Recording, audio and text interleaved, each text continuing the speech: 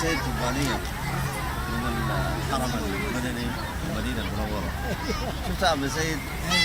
روتانو كده ما باين على روتانو باين.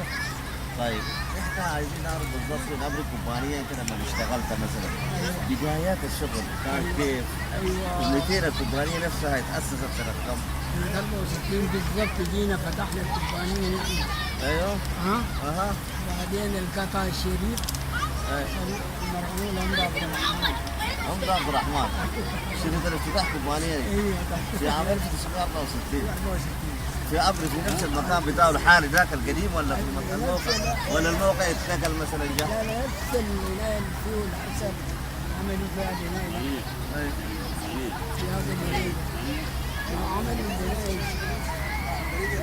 طبعا الكوبانيه اشترته شركة ايوه الكوبانية يعني بيعت لشركة ايوه عملوها شركه هم بعدين ادونا مع الكلام ده 200 سنة كم تقريبا؟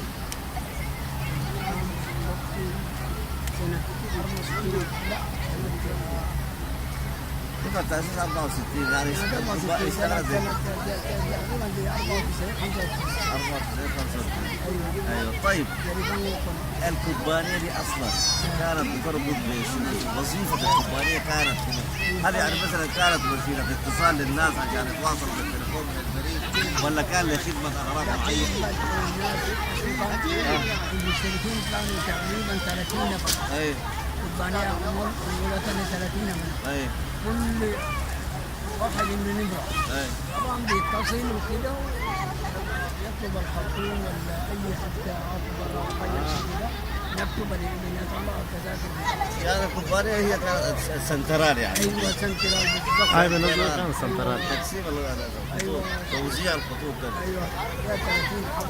يعني واحد لما انا بتذكر في النغمة كان زمان كده ناس ابراهيم فضل كان بيلفوا كده يقول لك يا كوشه نزل يا عماره خط يا عمري ارفع كنا بنسمع كلام زي كده ها كان بقى شنو؟ اها الصوشة الفرقة ايوه كلهم كانوا في خط واحد. خط واحد خط واحد. ايوه بعدين نجوبني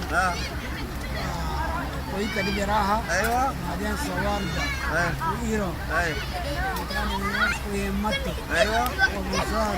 ايوه يا سلام بعدين تنتي كله كانوا في خط واحد. كنا نتعب شديد نضرب جرد يا اخي انا ما جيت. وشوف هسه الفرق بقى في الجوالات. ايوه الجوالات حصلت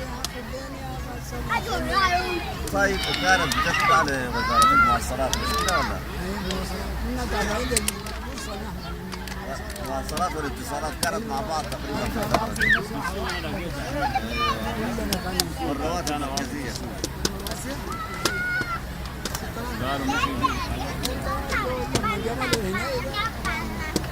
طيب في الكوبانية بس وظيفة الكوبانية كانت بس اتصالات يعني ما مسؤولة من الطرود واستلام الجوابات. الجوابات بتاع البوسطة نفس الهناية البوسطة جنبنا بالضبط. طيب الكوبانية ما عندها علاقة مع البوسطة؟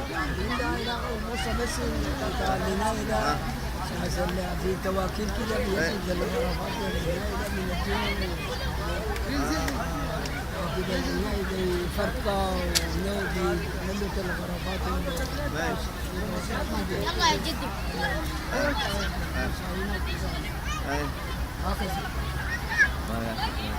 يعني الخدمة كانت كانت بتحل المشاكل بتاعت المنطقة مثلا. كانت بتكفي الناس يعني. واخبارات الوفيات والافراح كده تجي من الخرطوم. والله العظيم في ناس والله يعني في كلمة والله في ناس سلموا يلا رح خلاص؟ ايوه يلا في امان الله شكرا جزيلا يلا كثير ان شاء الله ان شاء الله